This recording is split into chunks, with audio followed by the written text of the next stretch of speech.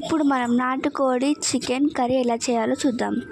Chicken తీసుకోండి, ఉల్లిపాయ పచ్చిమిరపకాయలు కట్ చేసుకోండి, కడాయి పెట్టుకొని ఆయిల్ ఇంకా బిర్యానీ స్పైసెస్ వేసుకోండి.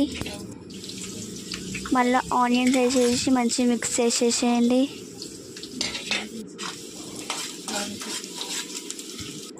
బ్రౌనిష్ వచ్చినాక తర్వాత కరివేపాకు వేసుకొని చికెన్ వేసుకొని ఫ్రై చేసుకోండి. మళ్ళీ మిక్స్ చేసుకోండి.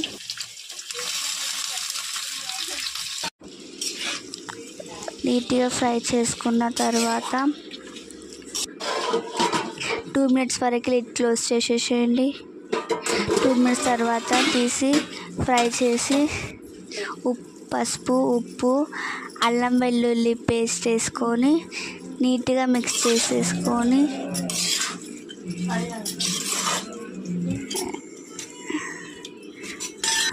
కారం,